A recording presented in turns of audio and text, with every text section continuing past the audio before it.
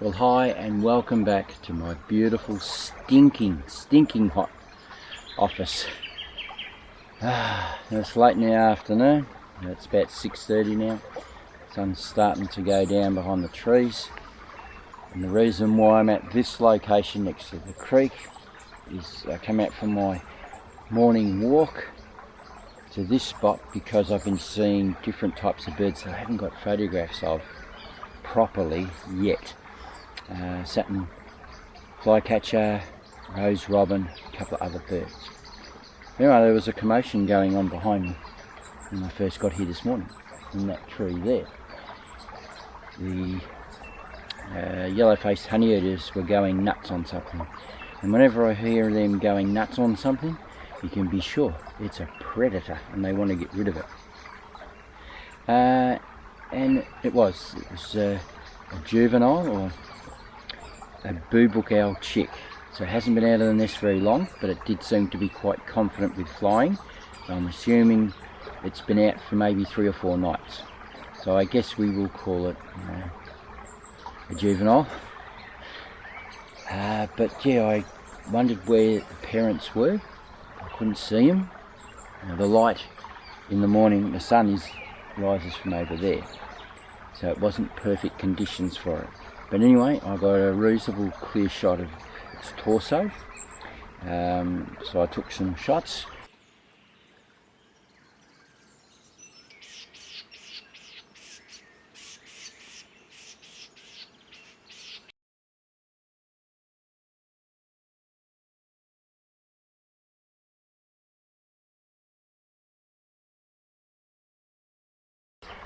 And thought if I come back later in the day, I know it's going to be stinking hot, but at least I'll be able to get some nice clean shots of it with the sun on it. As I came down, I could hear it was still here because the birds were still going nuts on it. But as I came around, they stirred it up even more and it flew out. It flew up onto a branch up there, out in full sunlight. Got a couple of nice shots there. Filmed it a little as best I could. Because where I had to get in the position to be able to film it, I couldn't use a tripod. Using the R6, so we got a bit of stabilisation there, it wasn't too bad. But then I heard one of the parents calling. It's right there, 7 metres away from me, in a fern that's on the edge of the creek. So it's very dark in that nest, that's why I never saw it. It didn't call out this morning. It's sitting there watching me at the minute. You might hear my voice is a little funny. I've got a cold, not COVID. I'm positive it's not COVID. I've got a sore throat. So anyway, I might cough every now and then. But yeah, she called out, so I've got on. She's in a bad position there in the shadows, even the sun's behind it. So I got a couple of, I got one nice shot, and got a little bit of footage of it. And I went around the creek after I'd filmed the chick. I came around the other side of the creek to try and get a better view, but I couldn't. I filmed a little bit. When I turned around, there was a satin flycatcher sitting on a branch here, but obscured from me taking a photograph of it. There's lots of branches, so I moved around the other side and noticed while I'd been distracted by what was going on over here, the chick had flown away. I thought it might have come back from here, but it hasn't. So I had to look around the back, and as I'm walking down around the bank to see where it was, another bird flew out of a fern that's only 1 metre high on the edge of the creek, and it was the male. So he's flown off around the back there. He's obscured by all sorts of branches and stuff, so I've left him alone. But they were obviously there. I didn't see him this morning because they blend in so well. They're very similar colour to the rough fern trees. Sorry, this cold's getting me. The trunk of the fern. the same brown colour, and that's the reason why they're the colour they are, to camouflage in. Right, yeah, so my main reason for coming down here in the first place is getting photographs of birds coming down to have a bathe in the morning and a bathe in the afternoon. If I don't get anything tonight, I'll come back in the morning and do it again. I don't know whether these owls are going to be here because there's been so much commotion. They may move on. Overnight they might decide to roost for the morning somewhere else because it's just too upsetting here. They've been harassed so much. Alright, throat's getting really sore, I can't talk anymore. Signing off for now. I'll show you any photographs that I've taken as we progress through the light slowly fading away.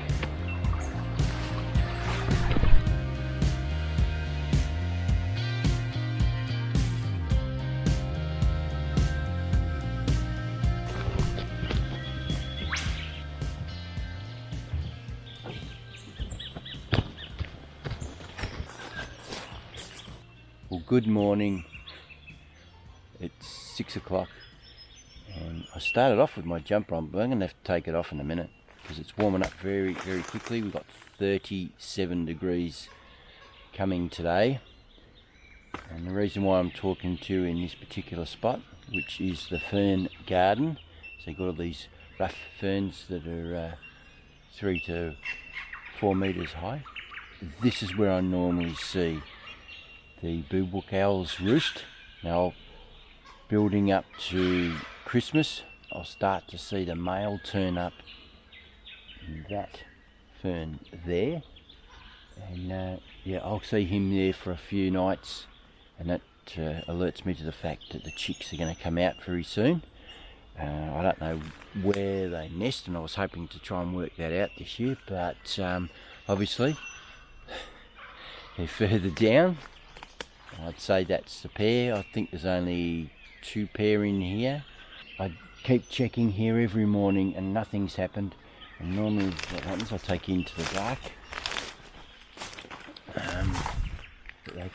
The chicks will fly through from up there somewhere straight onto these ferns here. That's branches are gone from where they would normally perch on, so I've put a branch across from one fern to the other and to perch on, but it hasn't happened, of course. I was really hoping they'd come back here because it's a really good spot, especially afternoon light coming onto them.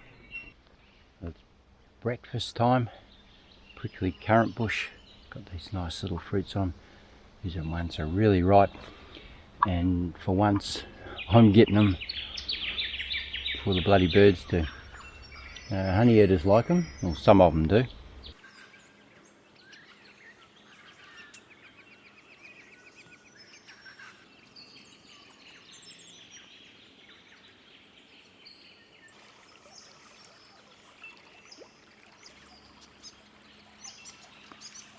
Well, I'm back where the BooBook owls were yesterday.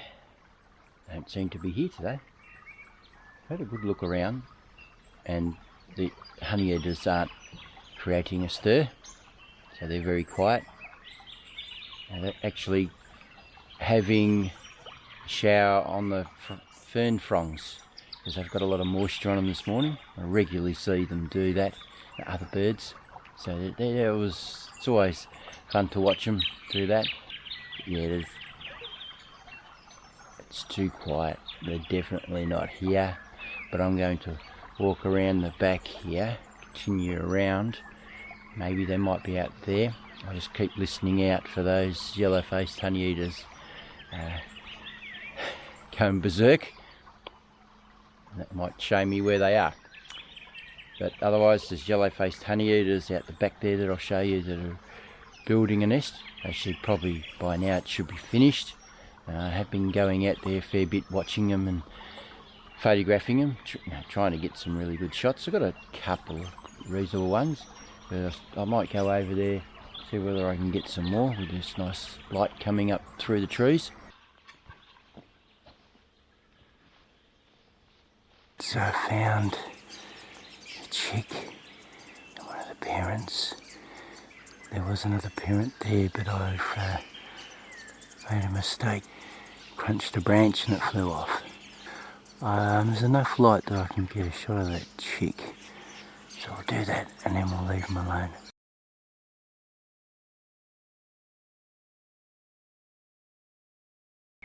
I seem to be quite clumsy this morning because I stood on another branch.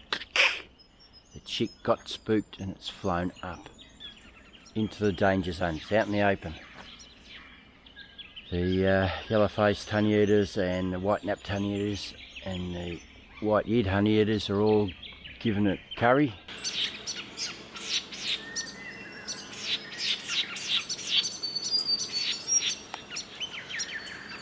Really stirring it up and telling all the other predators where it is, and I'm to blame. Don't feel really good about myself there, making an error like that and putting the chick in danger. Oh man. But hopefully Mum will possibly call it back down. I think, pretty sure it will. Yeah, I can hear her now. She's calling to the chick. But I took advantage of my mistake anyway, got a couple of shots, filmed it a little bit, and we'll leave it at that and move on, leave them alone. Hopefully I don't do this to any other bird. That's the nest, and there's some eggs in there. Must have just laid them either today or yesterday. And Mum and Dad are up high up in the trees at the minute. Now 2 metres behind the nest is where I sit and watch the agile antechinus. There's hello silver wattle there, and yeah, try and get some photographs and a bit of footage of them as I can. So there's a communal nest started up, but yeah, that's another reason to keep coming back to this spot as well with the Yellow Faced Honeyeater. Hopefully later on I can get some photographs of Mum feeding the chicks. I have done in the past, but I want a bit more action. I want those wings out from the chicks, so hopefully we can do that. Only 3 metres away from where I am now, just that way, is where I recently filmed and photographed the little brown thornbill.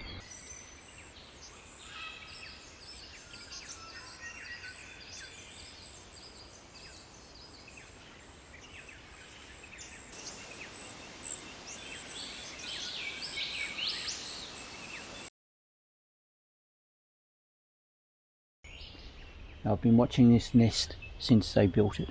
It's got to the stage now, within a few days or maybe even today, the chicks are going to leave the nest. I'm just going to hang around here for a fair while.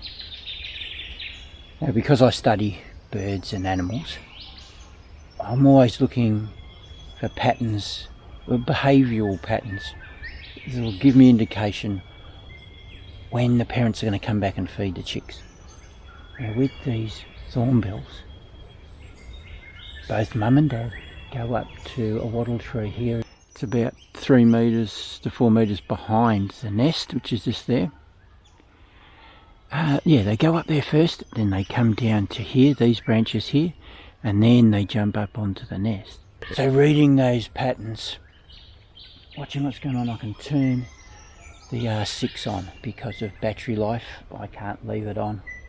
So I can turn that on, start filming, and walk away a little bit, give them some breathing space, and we're getting awesome stuff. But yeah, it's all about watching their behaviours and looking at their body language and seeing whether they're happy about me being where I'm standing. If not, move back further.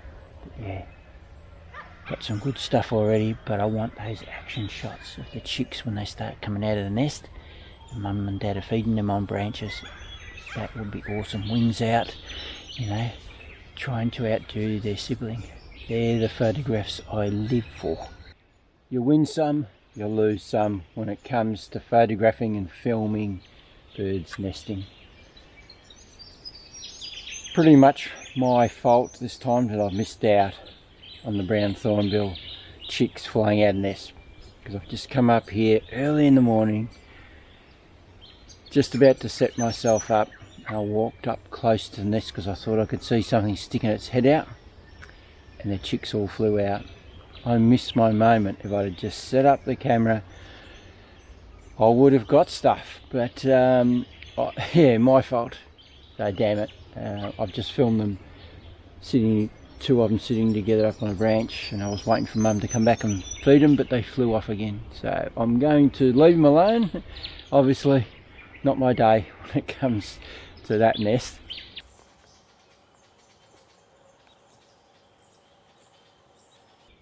That's a powerful owl sitting up there in the oak tree. It's a favourite spot in the dark where you can't get a good photograph of it normally, but I was lucky enough about 3 years ago, just get out of the sun there, to get a shot of one 2 metres off the ground in the shrub. Yeah, it was fantastic to be able to get it in full sunlight, but normally sits up there. I'm back late in the afternoon. It's 30 stinking hot degrees, could be 40, I'm not sure, but the chick has flown back to Mum. Well, I've managed to get them used to me being here. They're very comfortable now. They've gone to sleep, but every now and then they open an eye to see what's going on. So I've got a couple of shots that might be alright. So can you see? Just up there in those fern trees. I'll take a break myself, go down here for a little bit and see whether the conditions change with the background. But unfortunately. Breakfast. Native elderberries.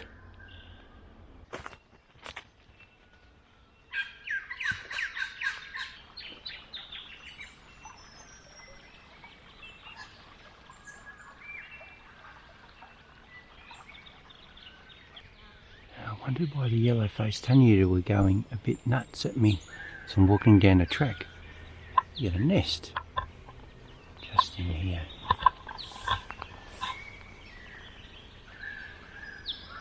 I've got some nice photographs in real close up, so now we've done that, I think we'll leave them alone.